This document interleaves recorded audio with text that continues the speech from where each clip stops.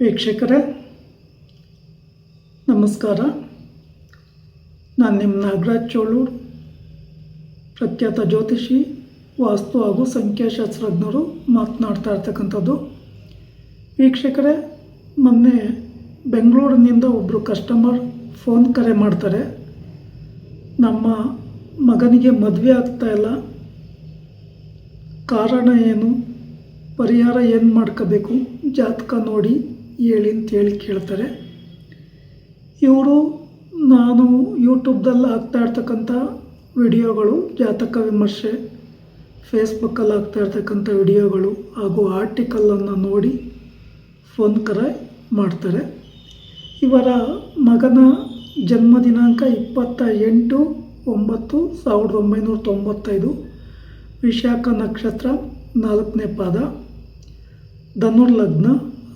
ಮೀನ ಲಗ್ನ, ಕೇತು ಮೇಷರಾಶಿಯಲ್ಲಿ, ರವಿ ಬುಧ ಶುಕ್ರ ಕನ್ಯಾ ರಾಶಿಯಲ್ಲಿ ಸ್ಥಿತರಾಗಿದ್ದಾರೆ.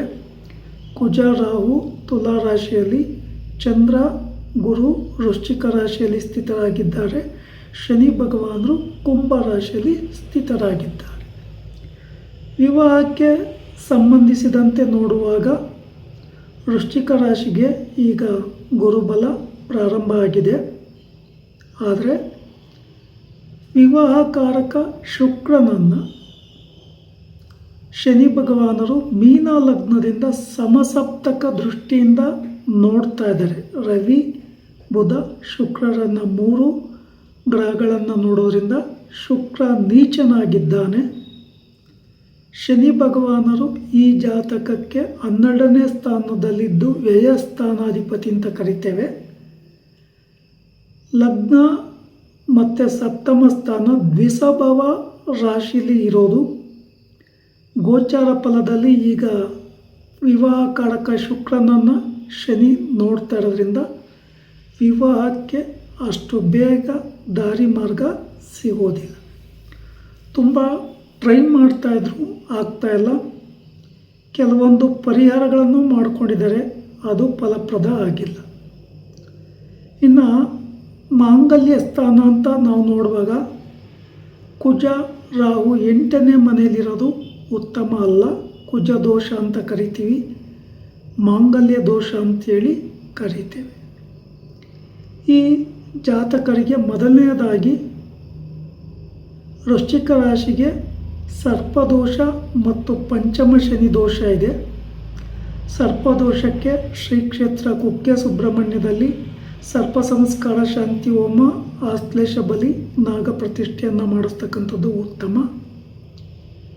ಹಾಗೆ ಸುಬ್ರಹ್ಮಣ್ಯ ದೇವರಿಗೆ ಮಂಗಳವಾರ, ಷಷ್ಠಿ, ಪಂಚಮಿ ಇರ್ತಕ್ಕಂಥ ದಿನ, ಆಶ್ಲೇಷ ನಕ್ಷತ್ರ ಅಥವಾ ಅಮಾವಾಸ್ಯೆ ಪೌರ್ಣಮಿಗಳಂದು ಪೂಜೆ ಕೊಡ್ತಕ್ಕಂಥದ್ದು, ಅಥವಾ ನಾಗದೇವರ ಸಾನ್ನಿಧ್ಯದಲ್ಲಿ ಶ್ರದ್ಧಾ ಭಕ್ತಿಯಿಂದ ಪೂಜಾ ಸಾಮಗ್ರಿಗಳನ್ನು ಸಮರ್ಪಣೆ ಮಾಡಿ ಪ್ರಾರ್ಥನೆ ಮಾಡ್ಕೊತಕ್ಕಂಥದ್ದು ಬಹಳ ಉತ್ತಮ.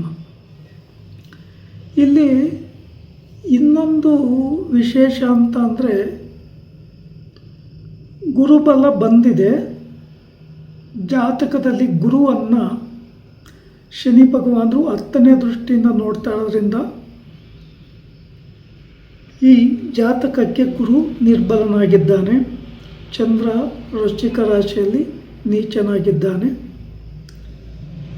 ಇವರು ಶ್ರೀ ಕ್ಷೇತ್ರ ಕುಕ್ಕೆ ಸುಬ್ರಹ್ಮಣ್ಯದಲ್ಲಿ ಸರ್ಪ ಸಂಸ್ಕಾರ ಶಾಂತಿ ಹೋಮ, ಆಶ್ಲೇಷ ಬಲಿ, ನಾಗ ಪ್ರತಿಷ್ಠೆ ಮಾಡಿಸ್ಬೇಕಾಗುತ್ತೆ. ಅದರ ನಂತರ ಕದಳಿ ವಿವಾಹ ಅಥವಾ ತುಳಸಿ ವಿವಾಹವನ್ನು ಮಾಡಿಸ್ತಕ್ಕಂಥದ್ದು ಬಹಳ ಉತ್ತಮ. ಹಾಗೆ ಮಾಂಗಲ್ಯ ದೋಷ, ಕುಜ ದೋಷ ಇರೋದರಿಂದ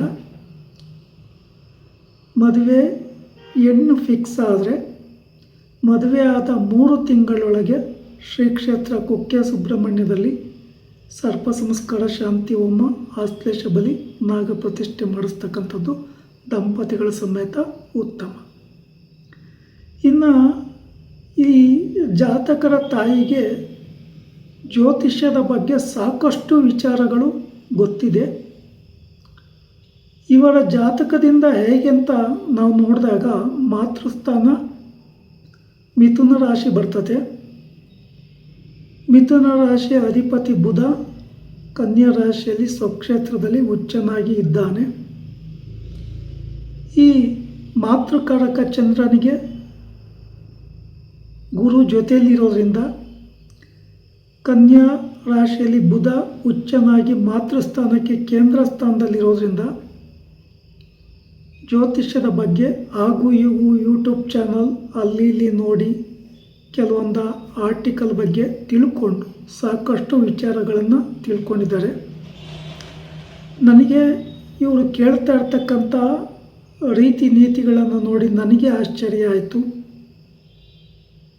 ಕಡೆಗೆ ಈ ಜಾತಕರಿಗೆ ಸಂಬಂಧಿಸಿದಂಥ ಪೂರ್ಣ ಪ್ರಮಾಣದ ವಿಮರ್ಶೆ ಮತ್ತು ಪರಿಹಾರಗಳನ್ನು, ಮಾಂಗಲ್ಯ ದೋಷ ಅಂತ ಏನಿದೆಯೋ ಅದಕ್ಕೂ ಸಂಬಂಧಿಸಿದ ಪರಿಹಾರಗಳನ್ನು ಯಾವ ರೀತಿ ಮಾಡ್ಕೋಬೇಕಂತೇಳಿ ತಿಳಿಸಿರ್ತೇನೆ. ಈ ವಿಡಿಯೋ ಇಷ್ಟ ಆಯಿತು ಅಂದರೆ ಲೈಕ್ ಮಾಡಿ, ಶೇರ್ ಮಾಡಿ, ಫಾಲೋ ಮಾಡಿ, ಆ ಲೈಕನ್ ಒತ್ತಿ, ಬೆಲ್ ಐಕನ್ ಒತ್ತಿ. ನಮಸ್ಕಾರ.